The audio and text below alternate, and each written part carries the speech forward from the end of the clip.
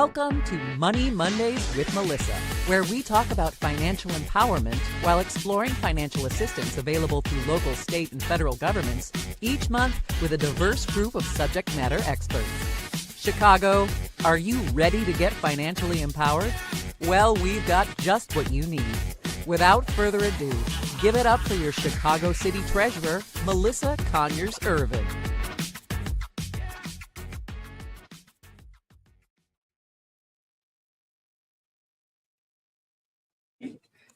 Good afternoon, everyone. Good afternoon, and welcome to our Money Mondays with Melissa.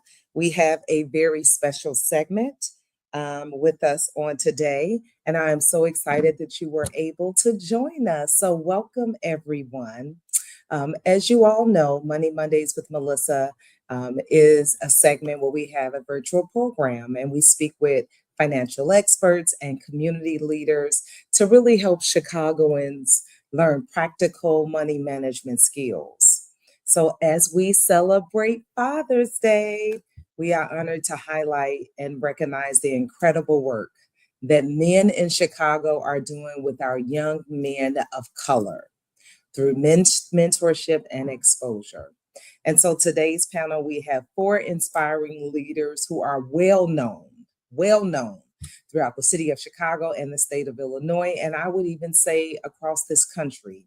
They're known for their impact and service that they provide to the mentorship of young men around Chicagoland area. And they will share their journeys, their unique joys and challenges of really being a mentor and how mentorship has shaped their path as leaders and nonprofit leaders.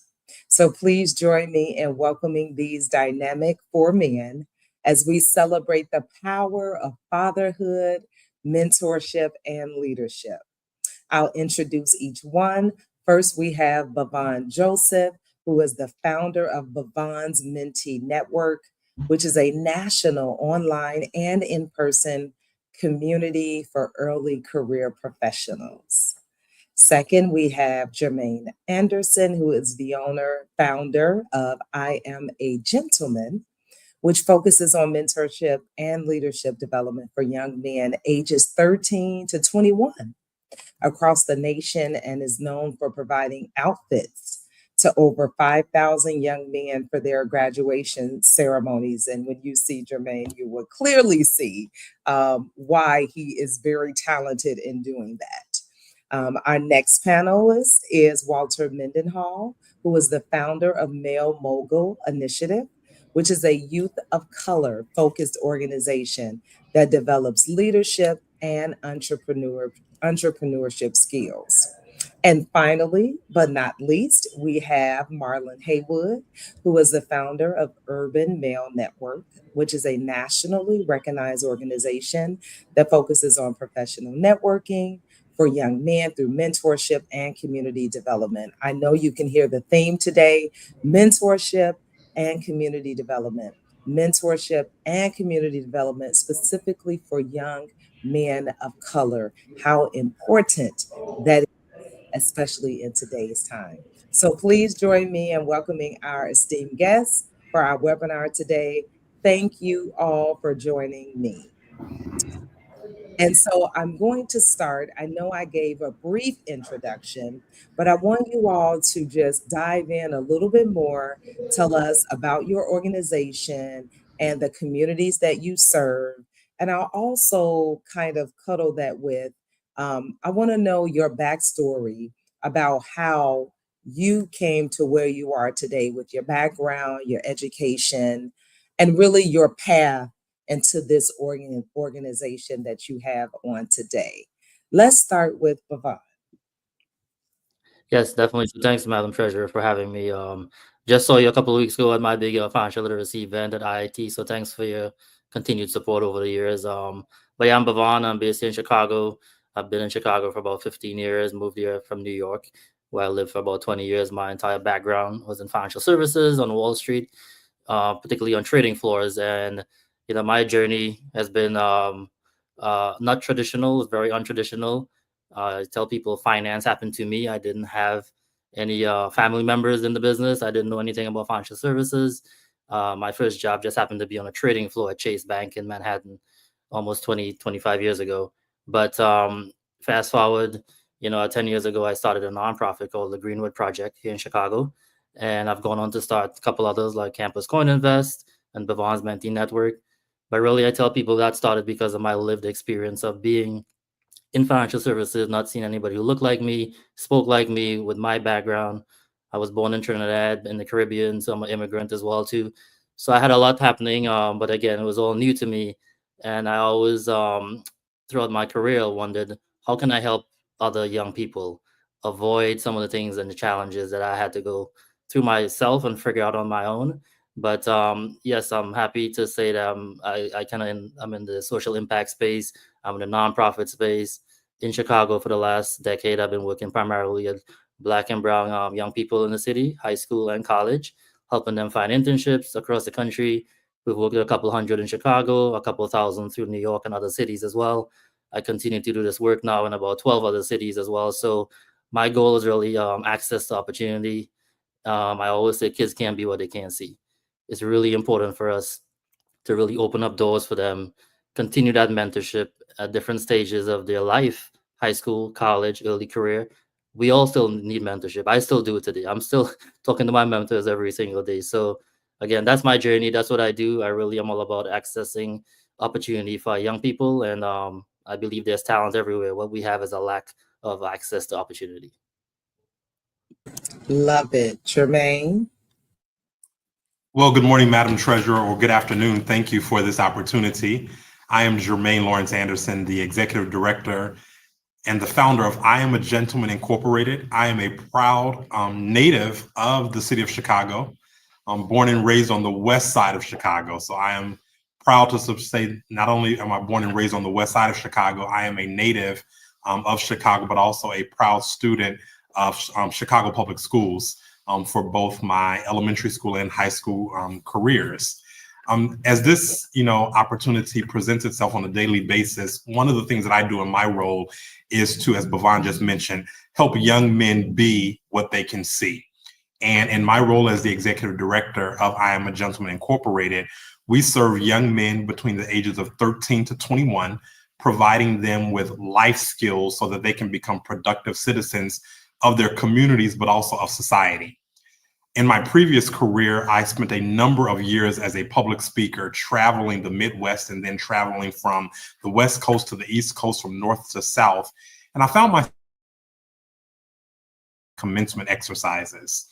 And when speaking, at these phenomenal events in, our communities, one thing that I would see would be Black and brown boys make it to this pivotal day, walk across the graduation stage, but not have enough tools and resources to make it beyond graduation day. And that's when a light bulb moment for me clicked in to say, hey, what is it that you can do, to Jermaine, to help fill in the gaps? And that's why we started I Am a Gentleman Incorporated. And we're so excited to have served more than 8,000 young men since our inception in 2016. And we've served young men across the entire city of Chicago, also in Las Vegas, Nevada, the Atlanta, Georgia area, and Northwest Indiana. Wow. Okay. Walter? All right, thank you guys. So my name is Walter Mendenhall, and essentially how the Mel Mogul started was actually on the west side of Chicago. After a career day, I remember meeting a young man, great young man, honor roll student, basketball player, very well respected in the school, but he sold drugs to get the things that he wanted. And after that conversation, I thought to myself, how many young men in this city have the gifts, skills, talents to be successful, legal entrepreneurs, but don't have the opportunity or exposure. So the Mel Mogul started with 5 kids at a local church in 2018, and has blossomed to serving over 3,000 young people, producing over 200 plus jobs. In 2022, we were a Chicago Innovation Award winner and a Wintrust Bank Neighborhood Award winner. In 2023, we were an MIT Solve semi-finalist. And in 2024, we opened up Chicago's first small business incubator called CoLab, which focuses on film, arts, and enterprise. We believe the most valuable currency in communities of color is creativity. So CoLab is a place where you could come and learn how to monetize that creativity. Earlier this year, we actually acquired a financial technology company called Help With My Loan that has done 850 million in loan origination. And we're teaching young men how to become business and commercial loan brokers.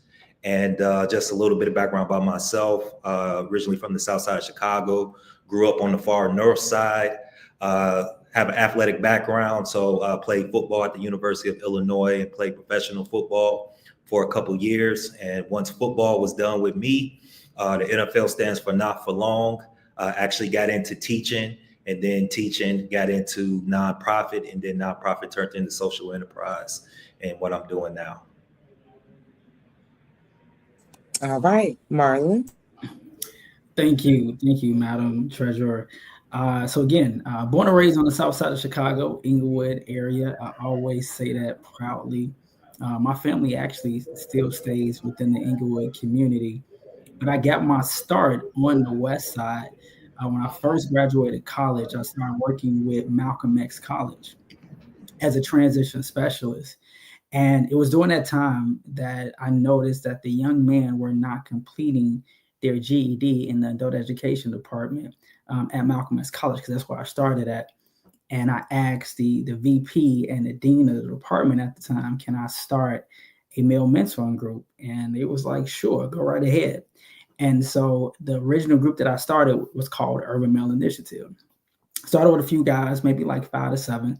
I was ordering, chicken from, the local restaurant, pizza, and I was putting up flyers just around the building and say, hey, come meet with me to have conversation, about your academic journey, just about life. And guys were coming, and they was consistent in coming. And from that point, it was starting to grow. And then the VP was like, hey, I love this. Can you take this to the main campus of Malcolm X?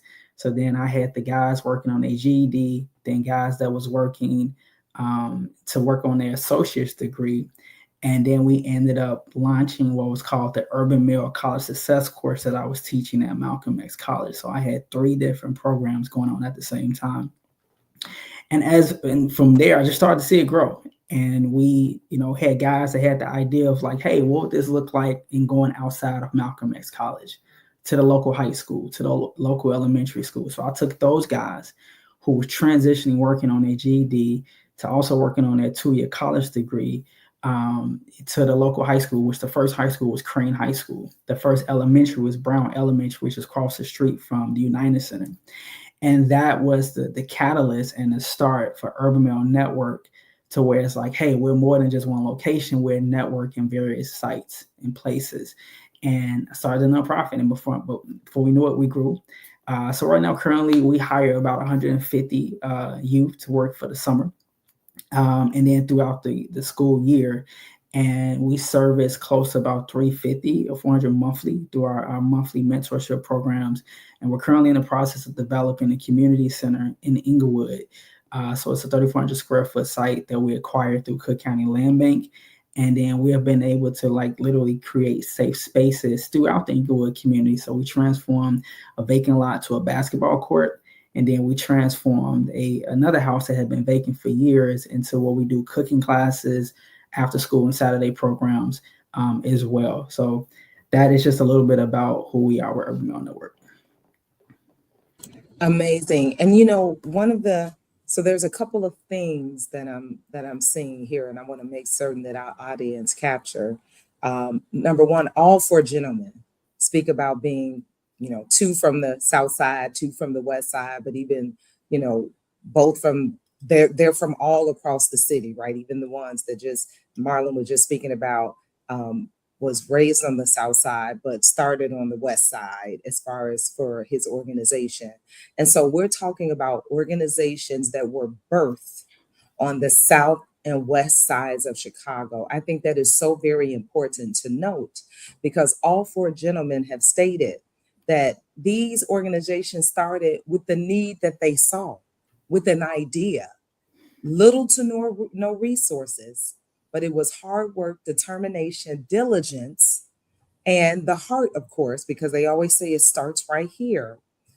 But it took that to get to where they are today, 4 reputable organizations. So I just say kudos to you, gentlemen, but thank you for that background, because our audience need to know and see that there's hard work pays off, but we do know that a lot of times it starts with just an idea of little to no resources, and look at where you are today. And also, as we dig a little bit deeper into the model, and you all spoke about your organizations and what made you develop these organizations. When we look at the model and the focus of your organization, with being young men of color, also kind of what inspired you to really start working in youth mentorship specifically, and where you're seeing that need and how that helped to focus on the model of your organization. And we'll start with you, Marlon. Okay, sure. So for me, because I grew up in Inglewood, I didn't really see positive male role models like that. It was the women that I saw that were successful and that was doing great. And so when I got to a place that I got to college, I joined an organization called Black Male Initiative. I graduated from Northern Illinois University, NIU. And so for years, being a part of that organization and being around so many positive male role models, I was like, wow, I want to implement this, right? When I come back to Chicago, which was the idea that prompted me to start Urban Male Initiative, that then became Urban Male Network. But I never forget when I was at Malcolm X College, there was a Black man who was my supervisor who said, I see more in you, right? He said, you're doing great work in the community, with young men of color, but I want to push you to go to do a fellowship at Rush Hospital. I want to push you to go to get your doctoral degree. And I said, I don't think I'm qualified for that. And he said, I'm gonna work with you. He trained me, he helped me, right? And so again, you can only be what you have been exposed to. And so he worked with me on, preparing for the interview and making sure I met the qualifications to then get the Health Disparities Research Fellowship that I received at Rush Medical Center. And then once I got the fellowship, that fellowship actually paid for my doctoral program when I enrolled at Roosevelt University. So then he wrote my letter of recommendation because he said, hey, I have a friend that's over that program. I'm going to make sure that you're prepared. And he did. And so I got into the program at Roosevelt from the fellowship. And so every step of the way, these are opportunities that I knew nothing about. But because he saw something in me and he said, I can see greater, and that you're going to do more by having those 3 letters behind your name is why mentorship is so important to me, because I had somebody when I didn't understand, when I didn't know, that said, hey, here's opportunities and here's how you can take yourself to the next level. Oh, wow. Walter, that's amazing. That's great. So for myself, it's kind of twofold. So the first is that I remember in my dissertation classes, there was 3 statistics that I saw that I felt was keeping Chicago, making it the ideal place to live, to work, and to learn. The first one is that according to UIC Intercity Institute, 45% of African-American young men ages 18 to 24 are not in school or working. 80% of capital needs for Black and Brown entrepreneurs go unmet each year in Chicago, which is $146 million annually. And the third problem, 80% of gunshot victims are African-American. So essentially, what I wanted to do with the Male Mogul is to create an ecosystem that would breed success, specifically economically. And that's kind of, I guess you could say genesis of the Male Mogul Initiative, was just starting with an entrepreneurship program and eventually building a community wealth building ecosystem that consists of business incubation and acquisition, finance, direct services, indirect services, with kind of the byproduct of being job creation and community ownership. So actually young men acquiring multi-unit properties. And just couple quick stories. In 2023, we had 3 young men, ages 21 and 22, acquire multi-unit properties. And essentially, we were able to just continue to grow, continue to build jobs. And I guess you can say, kind of idea actually sparked in my growing up. I grew up in an immigrant community. So I lived in a building where there were a lot of different nationalities and a lot of different people from all over the world. But what I noticed is that they would bring put their money together. And after 2 or 3 years, they would move out and they would get a home. And I would always wonder why, how they were doing that. And I was kind of still in the same place, but I realized it was collective economics. And essentially what the Male Mogul does is try to create collective economics and helping to finance and to network and to build wealth, with young men being the catalyst of that. Collective economics. All right. Jermaine, you on mute. Again, thank you for this opportunity, Madam Treasurer. So, just like some of the other stories, mine is a little bit twofold. As I mentioned, I spent a number of years trying my best to inspire young people to live their best life. And speaking, across the Midwest and in various states, I would see young men who at that time were my age make it to graduation day, but not have enough tools and resources to make it beyond graduation day. And I wanted to fill in the gap. But then more importantly, I was, fortunate and blessed at a very young age to have so many adult leaders deposit into me that I just knew that it was my obligation to take everything that had been deposited into me and deposit it into someone else. So there were adult leaders from, my teachers, adult leaders at church, adult leaders within my family, all depositing such great gems into me that I knew that these gems that I had received from so many people should not just lie dormant in me, but share these with other young men so that ultimately they can become productive citizens of their local communities and leaders within society as well. And we're so excited. We have a number of stories that we can share with you, but one of the ones that come to mind is that one of our students that was a part of our Las Vegas program is now on his way to Yale University. We have another student in our Chicago program that just started medical school 2 weeks ago. And again, it's because they have been a part of an environment that has exposed them to what we like to call greater. They have been a part of an environment where there have been strong men and even women that have committed to walk alongside them, as Dr. Haywood talked about, making sure that they can reach that next level so that, as a young man, even though they may find it difficult navigating some of life's,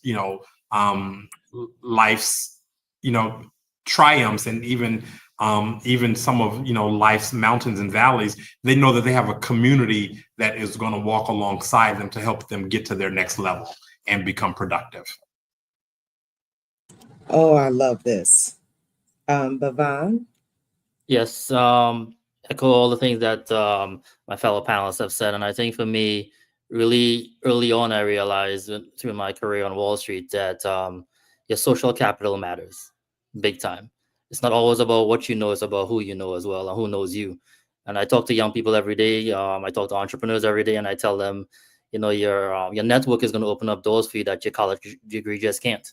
That's just the way the world works. So what I realized is working on Wall Street in New York and Chicago and other places, I saw folks at these firms who had kids who were coming into the office when bring your kid today to work day. And there's no coincidence that 20 years later, many of those kids are working in financial services, right? They were bringing them to the floor of the New York Stock Exchange. They were bringing them to the offices to sit on their lap and look at the Bloomberg keyboards. And you absorb all that stuff. We are all products of our environment, good or bad.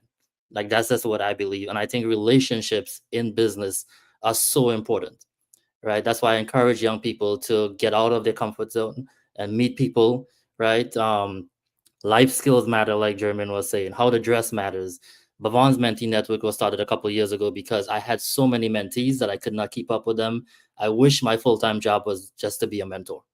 Like, I get my energy from young people. I love pouring into them. I love connecting them to resources, but we don't have the time to help everyone. So what I decided to do a long time ago when I started my high school and college program 10 years ago, it was mandatory that every college kid in my program mentor a high school kid. Otherwise, you couldn't be in the program. And again, no coincidence, 10 years later, they're still connected. And no coincidence, 10 years later, they're helping each other, right? And I'll always be around to facilitate and help as much as I can, but I wanted them to become their own network, right? That's where real change happens. And I believe, like I said, I've seen what happens when mentors enter a picture, right? I learned a long time ago that mentors minimize mistakes. It took me 10 years to really get to the point where I was like, listen, I could teach myself these things. I could make it in finance. I could do all these things. These days, I can have a conversation with a young person, and in 5 minutes, we could eliminate 10 years of struggle and trying to figure it out on your own, right? So I encourage young people to ask questions, ask a lot of questions. I still ask a lot of questions. I'm not shy to say what I know and what I don't know, right? So, but it's also about giving them confidence, right? I think the things when it comes to like learning how to dress and how to have a conversation, elevator pitch, right? Doing mock interviews, networking, that gives kids confidence. And my wish for every young person everywhere is confidence. Because you can walk into a room, have executive presence, know how to have a conversation, make eye contact, shake a hand, right? Do that virtually when you're, present on a screen, for example, right? So I think all these things matters, and I've seen what happens, the results, having worked with hundreds of kids now across the country. And I think everybody on the screen today is part of what I call an ecosystem of impact. We can't do it by ourselves, right? As the more these gentlemen speak, the more I'm thinking in my head, how can we partner and work together, right? And again, I'm trying to do this in Chicago and multiple cities as well. But I think when it comes to young people, especially young men, and the last thing I'll mention, every single summer I would have a parent night for my program. And I will tell you that over 10 years, I've met about 6 dads.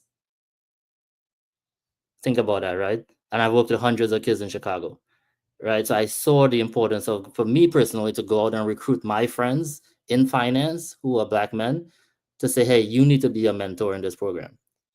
And that changed lives, right? We were able to change lives because now young men in the city of Chicago, New York, and other places would see themselves. Representation is so important, right? Representation really matters because when you see yourself in executive levels and high levels of companies, starting businesses, doing amazing things, you now believe that you can do that as well. So I think that is so important when it comes to like mentorship for me. So, a couple of things before we get to the next question that really stuck with me. That this is so powerful. We talk about building generational wealth, and as you all know, that is literally my mission as treasurer of Chicago. Is the financial empowerment, especially of the underserved communities. And unfortunately, we do not talk about generational wealth enough. And when we talk about it, we think it applies to other communities and not ours. And so I appreciate that when we talk about this collective economics, we talk about building generational wealth, we talk about home ownership, we talk about, I even got the multi-unit properties that Walter was speaking about. But all of this comes together, and we talk about this ecosystem. These are just important topics that we need to provide exposure to. And so, Bevon, when you just stated, it was amazing to me when you stated it was no coincidence that these young men that were as toddlers, as elementary students, as high school students, as college students on the New York Stock Exchange floor, they were exposed to it at a young age. And so it wasn't a coincidence that they became future investment bankers. This is why programs that you all have are so important, because we talk about exposure. Exposure, exposure, exposure is something that I cannot stress enough. All four of you speak about internship opportunities. It's the exposure. And we know how important that is. And that will definitely transform the lives that we are looking to do. And I like, Jermaine, I made a note of this when you said allowing these young men to be a part of an environment that exposes them to greater. That is amazing. We want to expose our young people to greater. They see so much negativity around this world. We want them to understand that greater is a possibility. Greater is an option for them.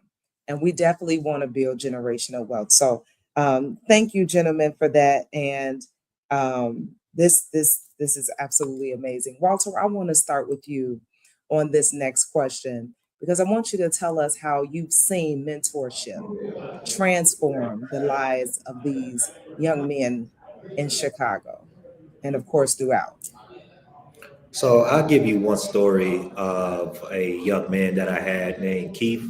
So I mentored Keith when he originally was at Diet, and he was there, but he wasn't there. The pandemic came, and we actually opened up a store in the Bronzeville community. He came and worked for us.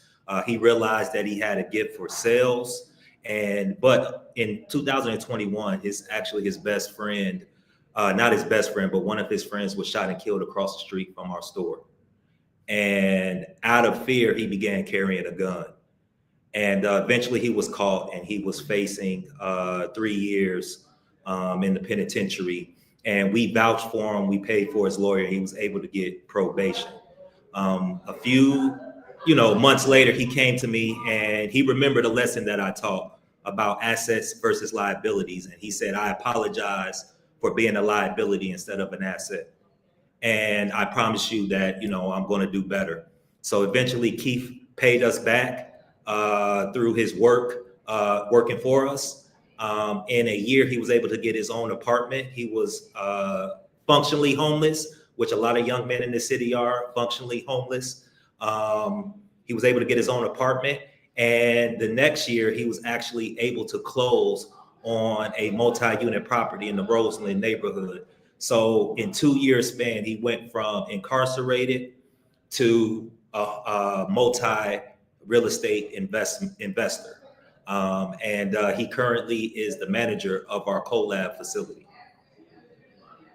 That is a success story for certain.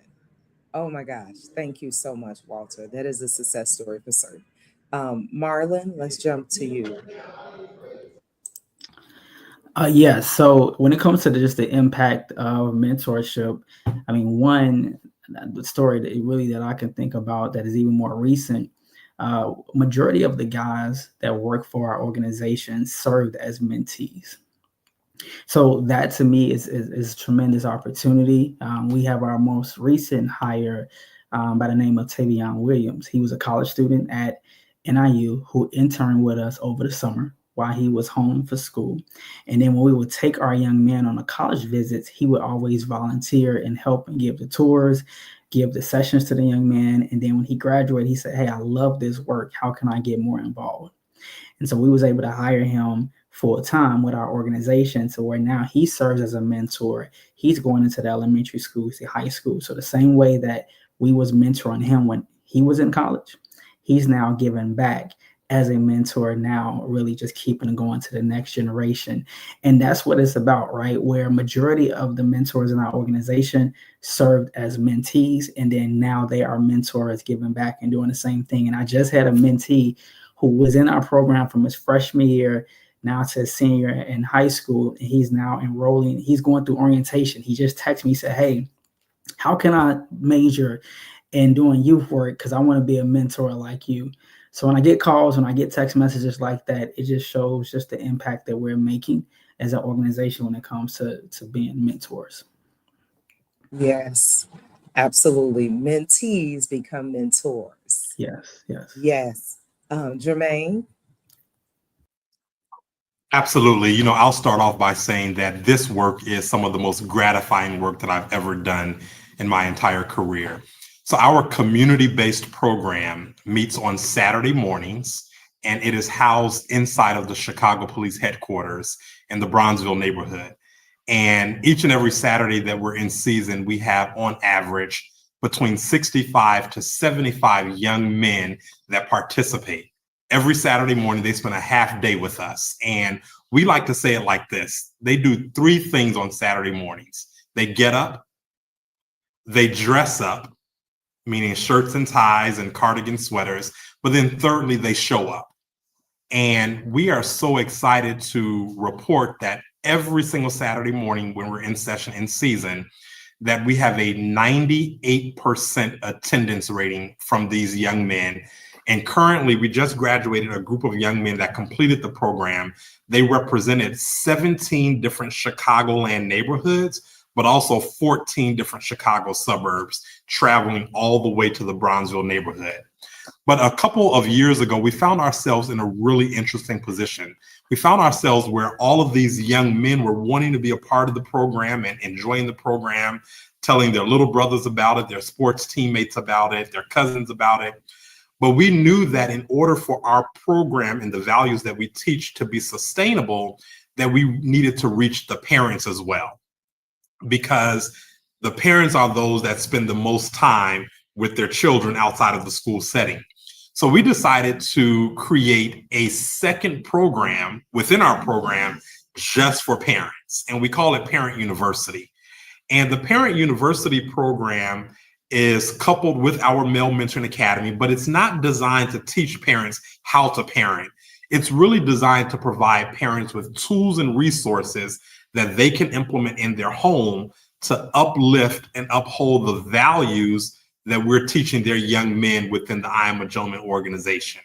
So not only do we have a 98% attendance rating with our young men every Saturday, but during our parent program, we have a 96% attendance rating when the parents meet. And the next iteration of leadership, within our organization is just what Bevon talked about, is specifically to begin a program that we're working on now just for the fathers. 82% of the young men that we serve come from single parent households where they're being raised by mom. And, moms are doing great jobs, but for a lot of these moms, they're doing, the best that they can do. But it was really challenging to us when we had fathers call us to say, I hear that my son is a part of your program. Like, I'm not even invited to the table for the conversation. How can we plug in? So our program has now morphed into not just being male mentorship, but mentorship and providing services for the entire family. And we've seen transformation at every level.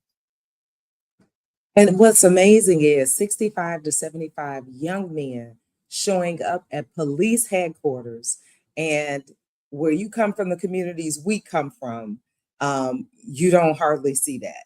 Absolutely. Especially considering police headquarters. A lot of times we were raised to stay away from it. And so I think that is amazing when we talk about bridging the relationship of the police department and our community. This is so powerful on so many levels. Really, really kudos for that. Thank you. Bevon? No, I agree. I think anything I can help, Jermaine, man, call on me, man. I'm happy to be a resource and help any way I can, because again, I've seen this over the last decade doing this work, the importance of dads being in the room. And again, one thing I'll just add there is, before I answer the question, is I've seen the results, right? So, and my young people, my young men in particular, go on to do amazing things. And I'm all about storytelling. I love to shine a bright light on the successes that we've had. And when those stories get out there, whether that's online or on TV or wherever, some of these dads see those stories. And now they're saying, okay, how can I help? How can I get involved? How can I? And so I think, to Jermaine's point, I mean, there's definitely a ripple effect to helping young people, especially young men. And to answer your question, I would say, I have so many stories I could tell. I think the thing that really stuck with me for the last decade doing this work, every summer I would take about 30 young people from Chicago, college students from the South and West Sides, to New York for a week. And we would spend 7 days in New York, Monday to Friday. That was a business trip. We visit 2 companies a day: the New York Stock Exchange, Bloomberg, NASDAQ, Goldman Sachs, and we were taking them into boardrooms, and we were taking them to have conversations with various C-level people, right? And onto the floor of the New York Stock Exchange. But I also understand these environments. I understand, how we were being perceived coming into those rooms.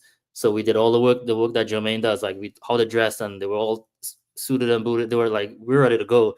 And we prepared them to be in those rooms, right? So when it comes to mentorship, it's not just about saying, hey, this is how you do this. You actually have to show them. You have to empower them to have that confidence to go into those spaces. So I think for me, now looking back 10 years, I have taken students to New York who had never been on a plane before. They had never left the city of Chicago. I found myself, and again, I got into this work to help young people, to help them get into finance. I didn't think about all the things that the challenges that they were coming to me with. So I was on the first flight back in 2016 or 15. I was there in the middle aisle on the plane, and they were holding on to me because I was like, wait, you've never been on a plane before? It's like, no. So they were like holding on to me for dear life because they had never done that. And now I can look back and say I have at least 25 or 30 of them living and working in New York today, making six figures or more on Wall Street, investment banking, asset management, private equity, right? And again, the ripple effect of helping one student. I've had 3 brothers back to back to back come into the program. It started with the first brother, right? He's from Inglewood as well too. He went out to LA, worked for a private equity company, and guess what? His other brother wanted to be like him after that. Now we're breaking these generational cycles of lack of access, poverty, you name it, right? It starts with one. And I've seen now, I have the luxury, so to speak, of realizing again, there's no coincidence. There's a direct correlation between access to opportunity, exposure, showing them what's possible, and also teaching them that when we get to that door and we open it for you, you keep it open for somebody else. Like that's how we lift as we climb. Like that's what we preach, right? And that's what we believe in. And I think for me, there's so many stories I can tell of meeting a young person in their junior year of high school, staying with them until they left college, and seeing that they had so many options. They were so heavily recruited because from the junior year of high school, my job was to give them as much information in their early years to make an informed decision on a college major or career that made sense. We talk about generational wealth. Okay, let's talk about a career that pays you 6 figures right out of school. Let's go to Goldman Sachs and talk to them about that. Let me help you get ready for that conversation with Goldman Sachs. And I have about 6 or 7 of them working at Goldman Sachs today. Chicago, Salt Lake City, and New York, right? Again, there's no coincidence that this is possible. And how do we do this at scale? I believe it's collaboration, right? I believe in collaborative impact. All the gentlemen on this call today, if we all got together and sat down and devised a plan to scale this in Chicago with your help, Madam Treasurer, I mean, the sky is the limit for me, And I am 100% committed to this mission. Because I certainly believe that we have to provide these opportunities to our young people. And it's for us to do that. That's why these mentorship programs are so important. Now, I know each of you spoke about the success stories that really have stood out, and it's been great success stories. I want you to talk to us a little bit about some obstacles that these young men face and how your organization is helping them to address them. And you've kind of talked about this stuff as well as the success stories. You've talked about how helping them dress and helping them prepare for their first impressions and things of that sort. I can imagine those are some of the greatest obstacles, but certainly share some others that you would like to, as well as how your organization is helping to address them. And I know that certainly has led into some success stories. Walter, let's start with you. Yeah, so I think before, all the external stuff, we believe in an inside out approach. And I think the root, and this is just my personal opinion to all this, is that specifically young men in the inner city here in Chicago don't know who they are, why they matter, and what's their purpose. So what we start any program, that's what we tackle. If it takes one session, if it takes 3 sessions, if it takes the whole whatever, you're going to know who you are. You're going to know why you matter. You're going to have an idea of what's your purpose. And once you get those foundational things, I think everything else builds on top of that. Yes. All right, Jermaine. Yeah, so the amazing thing about being connected with so many, like-minded folks doing this great work is that we each have a different approach. So, my brother Walter, who, we do a number of things with, he mentioned, that they work from the inside out. Well, at I Am a Gentleman, we do the total opposite, right? We work from the outside in. And what that means is that literally on day one, the first thing that we do for the young men that we serve is we put them in a shirt and tie. And what we have found in using that model on the outside is that because they've never worn a shirt and tie, it just immediately boosts their confidence. And then we continue to drill down from there. And I'll say this, talking about obstacles. So, everyone connected to our organization know what I'm about to say. So literally on day number one, when we induct 50, 60, 70 new young men into our I Am a Gentleman family, 95% of those young men, they don't want to be there. They were either dropped off by mom and said, go to that program. A guidance counselor from high school said, go down to that program in order to get some extra credit to graduate. A local pastor or parish priest said, you need to go down there and see what those guys are doing. They don't want to be there, right? But by day number 3, we literally cannot get rid of them.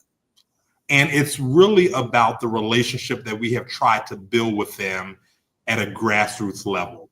So I mentioned that 82% of the young men that we serve come from single parent households being raised by mom.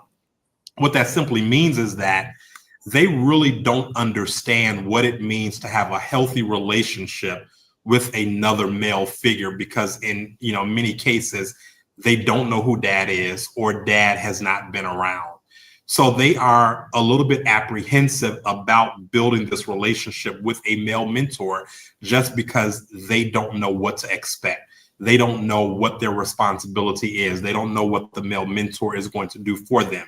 But once we inculcate them into this mentorship community, into this mentorship journey, letting them know that we're there to walk alongside you, we're there to love on you, we're there to support you and not judge you, they open up. And not only do they open up, they begin to flourish. So even though that we have many obstacles, the wins and the successes on the other side of the spectrum are just phenomenal. I talked about one of our students that's on his way to Yale. Another one of our students that just began medical school 2 weeks ago. We have a brick and mortar literally next door to where I'm sitting now. It's called the Project Gentleman Image and Grooming Studio, where young men who are graduating high school and adult men who are entering the workforce or re-entering the workforce can come and be outfitted in business attire, many of which had never owned, a suit, never owned a pair of dress shoes. And even with that, we were able to recently dress an adult male. After receiving his suit, we dressed him to go speak at the White House. So again, when we talk about obstacles, yeah, they're there. But for us, we really try to celebrate the wins so that we can make sure that the wins outweigh the obstacles. Wins outweigh the obstacles. Bevon? Yeah, I think I'll add, for me, when I meet young people and they come into, so this is all about fathers here. My 2 little ones are home with me today too, because CPS is closed. So just this little guy, this is my CEO here. But hello, future CEO or current CEO, not right. Future. All right. So for me, Happy Father's Day. This is what it's all about. Exactly. Okay, say hi. Hi. All right, so I'll say that when I meet young people, and especially young men, I talk about generational wealth. Go ahead. Yeah. I talk about generational wealth building, and folks who know my story of starting my first nonprofit, the Greenwood Project, that was based on Black Wall Street, Tulsa, Oklahoma, Greenwood, right? 10 out of 10 young people I meet have never heard that story. And I think to Walter's point, this is who you are. This is your history. This is your legacy. Let's talk about what that community was able to do because they had to be self-sufficient. And also focusing on social capital as well, exposure, mentorship, of course. I'm all about giving young people the tools they need to be ready for the world, right? And I come from financial services where we know how hard that can be to be in that environment. I teach young people what I call how to be at work skills, right? And I talk about what the world is going to expect of you, especially as a young Black and brown man going into finance or tech or fintech, you name it, right? How do we give them the inside information? Because there's a lot of unwritten rules in these industries, and not just finance, but everywhere. And I said, I've been on the inside, I've understood, I've had to go through some of these challenges myself. How do we take the lessons that I've learned and my friends have learned who have want to be mentors as well, and teach you guys that, right? In addition to all the stuff of, you know, dressing for success and all that stuff and the traveling, but it's really what is the inside information? Because I have young people now, 25, 30 years old, who are saying to me, I'm still the only person of color on the trading floor, right? I want to transfer to London. How do I have that conversation? I want to ask for a raise. How do I have that conversation? So the mentorship never stops, because even at our ages, we still need advice. We still need help. And the last thing I'll mention is about 9 years ago, a young man said to me, he's like, Bevon, when you step outside your door every single day and you look around and everything that you see gives you zero hope, you start to believe that. So I think hope is very important. Young people, I mean, just adults in general, people in general, right? When there's a lack of hope, there's a lack of belief that you could do anything, right? So I'm always mindful to, like Walter's point, who are you? Like, what's your purpose? How can we help you achieve that? And I think with young people, they have so much potential that sometimes they don't see themselves. We have to take it out of them and show it to them, right? We have to show it to them, like, you could do this. Let me show you how to do that. And the last thing I'll mention is we always tell young people, go do these things, go do that thing. We don't give them the blueprint to get there. And I believe that we have to show them how to do that step by step until they're able to walk on their own. And then again, help them empower other young people coming after them. So it's a very important that mentors not just say, hey, let's check in once a month and see how you're doing. No, we need mentors who are fully engaged. And that's like every step of the way, high school, college, young professional, late career, you name it. We need different things at different stages, but I feel like that conversation around mentorship continues for a lifetime. Agree. Marlon? Sure. For us, literally, it's first understanding that the young men are all at different levels, right? They come there for different reasons, from different backgrounds. And the first question that we ask is, what is your why, right? What keeps you going? What motivates you? And then from there, helping them to understand how your network is equal to your net worth. Who is your circle, right? That is how you identify yourself. If you want to see who you are as an individual, take a look at the people who you are hanging around. And so we identify that with them. And then we go into like, what is their time and energy, right? When it comes into like, what are they committing their time and their energy into every day? And then we go into, what are your goals? Now, if you're telling me your goal is to make more money, which a lot of our young men, that's be the first thing that they love to say, we're trying to make money. Okay. Well, how are you putting your time and your effort into making more money that is legal? Right? Put that out there. And oftentimes, right, the amount of time that they're putting in to try to do their resume or, really improve their skills is not lining up with their goals and then their why. And so this is kind of helping them to see a different perspective, which just goes back to what we're kind of talking about. Exposure really helps to kind of elevate their level of expectation. And this is what it's all about with us. And I even look back to myself that if I never was exposed to different opportunities, I would not know what was out there. And this is what we try to expose them to, right? Well, we did one opportunity. We took a group of young men to McDonald's headquarters. We got them shirts and ties and suits. We had all of their suits tailored. Because we wanted them to experience the opportunity of what it means to have a fitted suit. And many was like, this is my first time having on a suit. And I never forget, we did it on a school day. So when they walked through the school hallways, all of the young ladies was just really wanting to take pictures with them and it was excited. And the young man was like, we need to do this again, because they were so excited about how people kept complimenting them, right? So this is a different level of exposure for them. So what we try to do is help them understand their why. What is their time and their effort and their energy that they're committing when it comes to the goals that you said that you want to accomplish? And then how can we accomplish that goal? So if you're trying to just find a job, or if you're trying to go get a scholarship or for a ride, how can we help you meet whatever that goal is and help you understand the curriculum and what we're going to be covering within our program can help you, right? If you work with us, we'll work with you, but I need you to at least meet me halfway is what I tell them, because I can't want this more than what it is you want it for yourself. And that's what it's all about when it comes to our programs and helping them overcome those obstacles.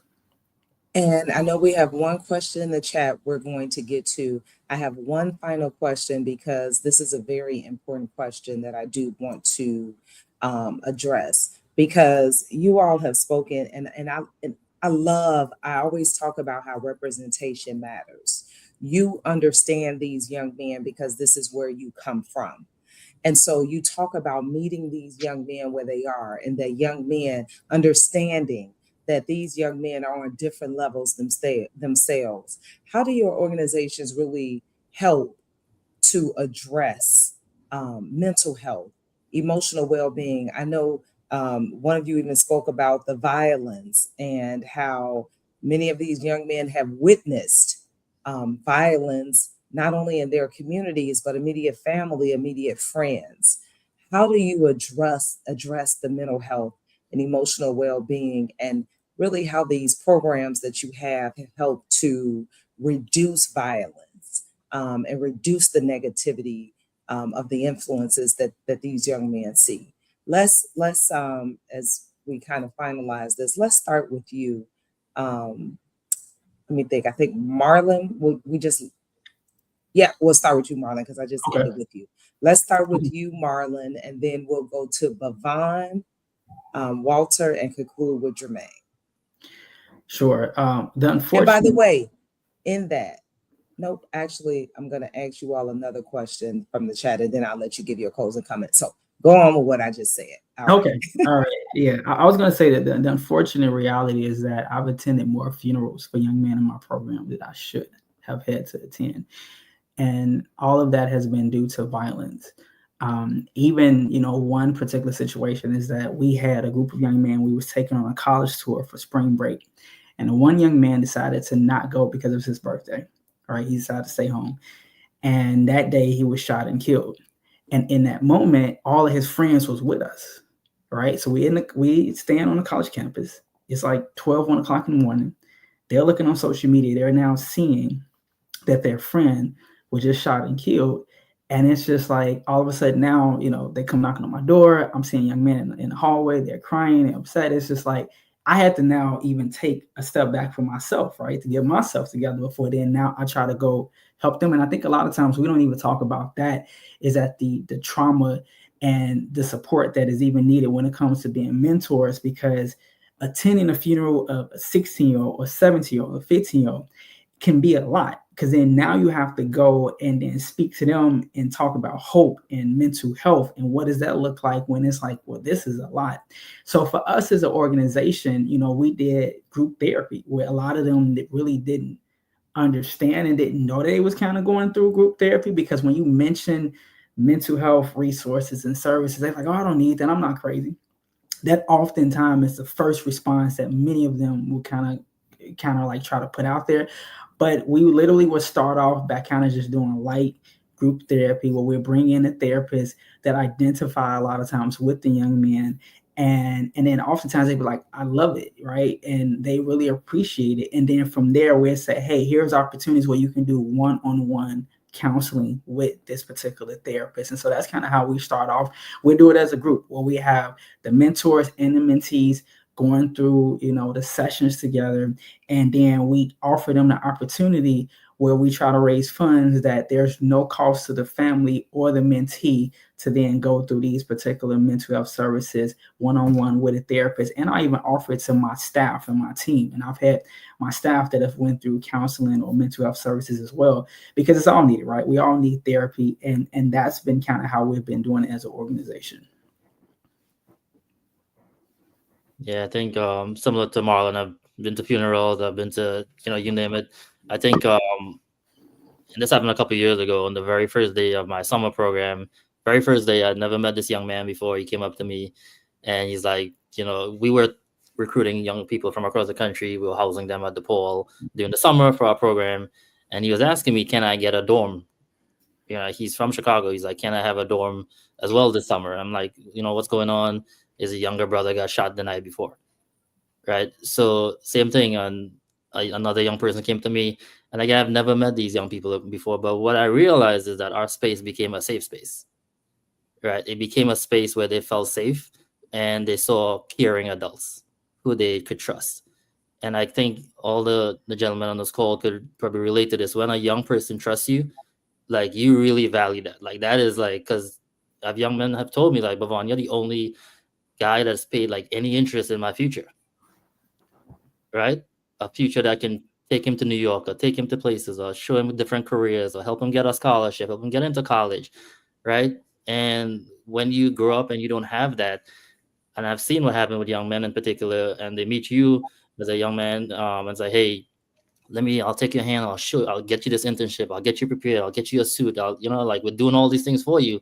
It's almost like unbelievable to them because again, they have not seen that before, right? And then for me, I think about legacy, and I think I'm a big fan of Kobe, and I talk about this all the time. I said, when you talk about legacy, it's really how do you empower others to then have an impact.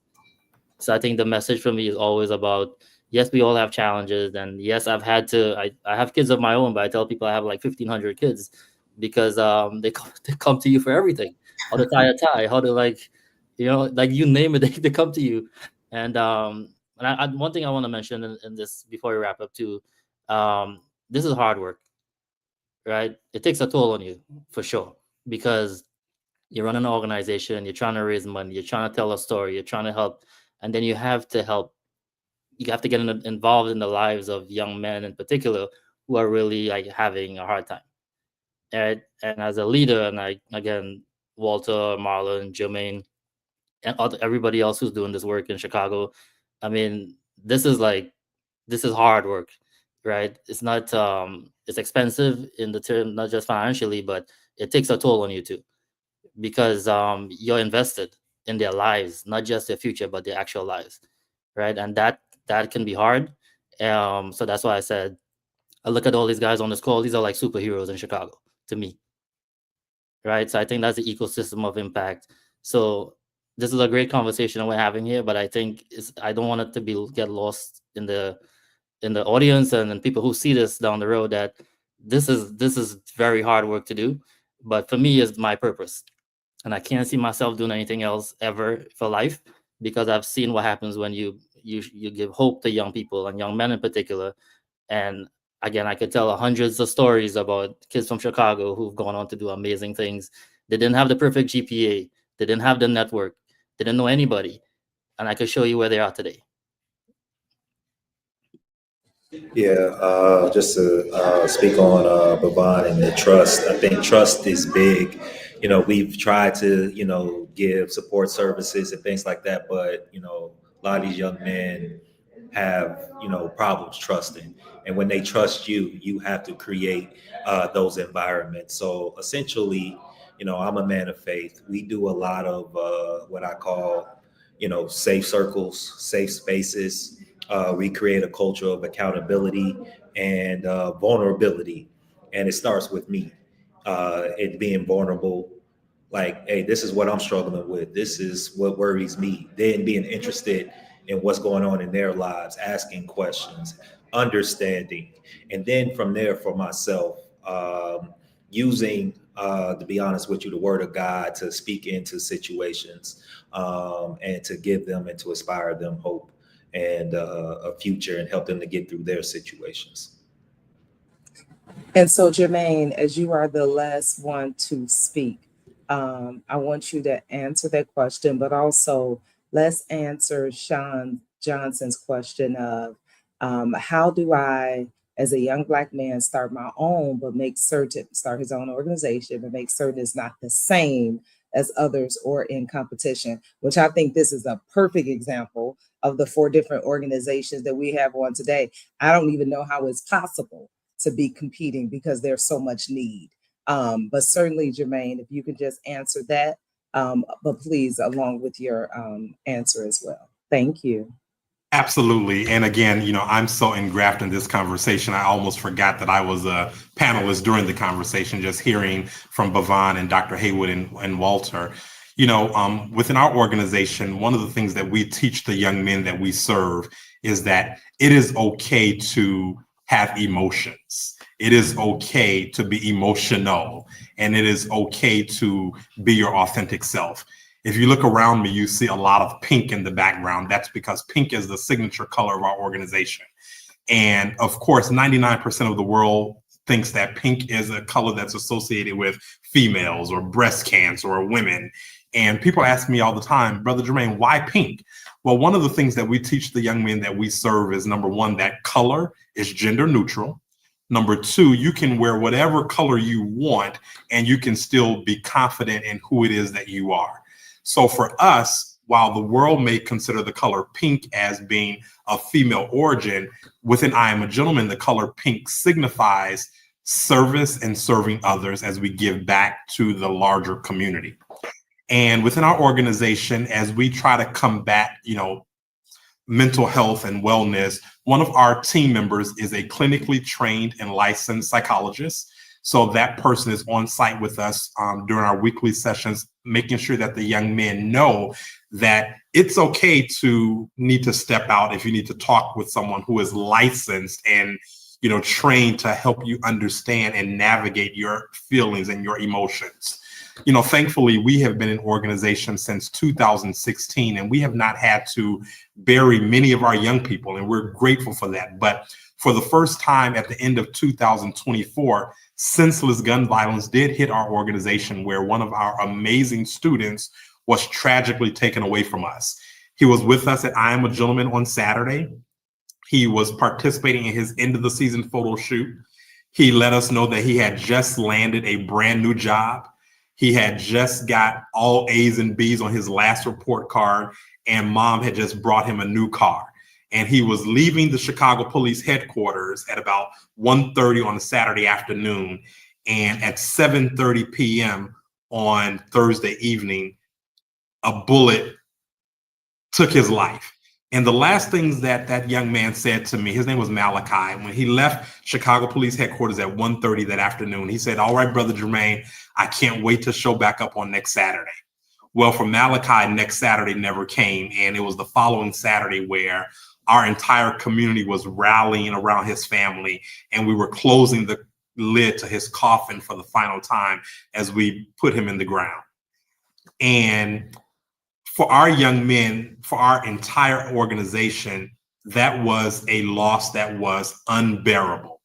But because of the support of those who do this work and those who called us to say, we're standing with your organization, that made the pain a little bit more easier to bear. For Sean's question, how can you start your own and make sure that it's not competition? Well, Dr. Haywood will attest to this. It was about 3 years ago where one of our team members at I Am a Gentleman came to me and said, "Brother Jermaine, we need to have a march with 1,000 young men walking down the street talking about, that we're standing for nonviolence and we want to have a safe and peaceful summer." And when this young man, again, he was one of our team members, he came to me with this great idea. I knew that it was a phenomenal idea, but at the same time, I knew that it was not an idea that we should try to accomplish on our own. So I picked up the phone. I got on the horn with Dr. Haywood. I called Brother Vondell Singleton of Champs Male Mentoring. I believe Walter received a phone call at that time.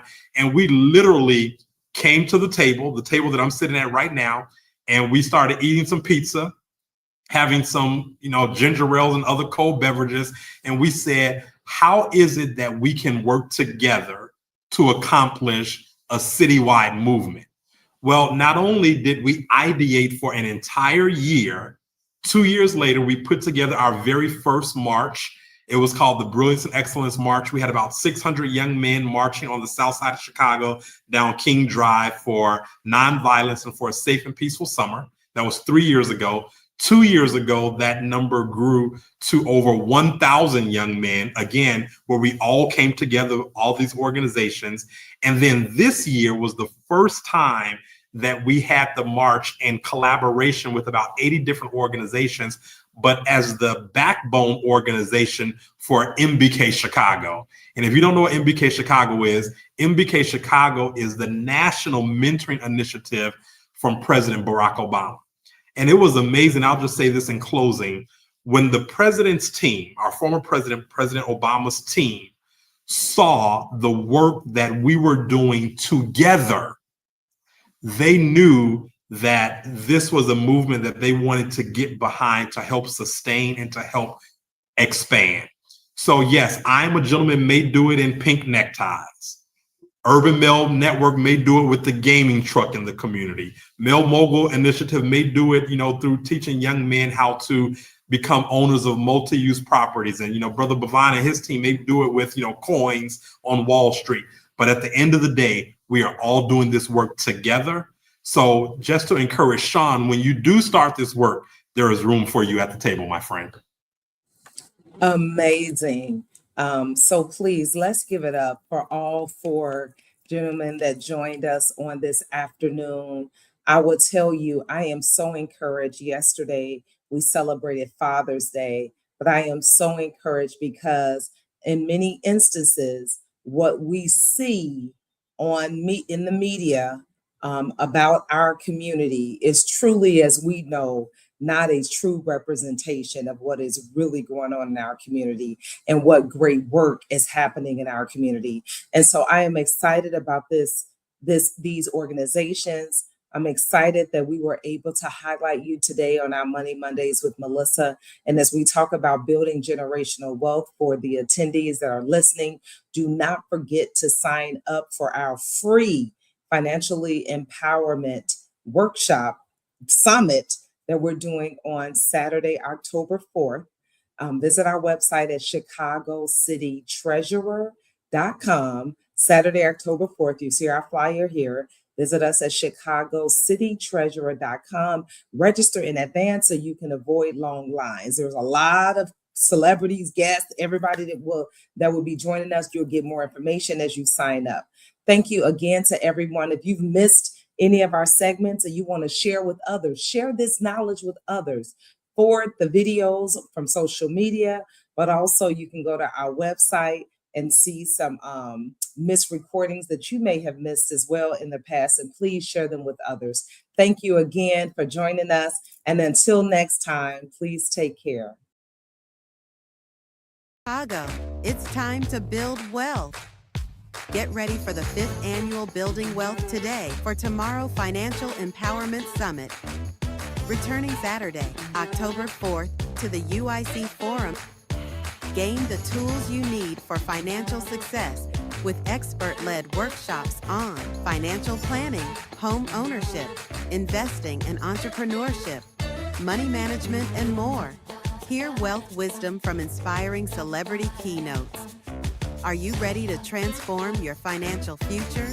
Register for free at ChicagoCityTreasurer.com/BWTT. One day, one location, endless opportunities. See you October 4th at BWTT. Mark your calendar and register today. Thank you for tuning in to Money Mondays with Melissa. We hope you enjoyed today's session and found value in the topic of discussion. Follow Chicago City Treasurer on Facebook, Twitter, Instagram, and LinkedIn to stay on top of all upcoming events. Remember, if you have any questions, feel free to reach out to the Chicago Treasurer's Office at 312-744-3356 or visit www.chicagocitytreasurer.com. We'll see you next time for Money Mondays with Melissa.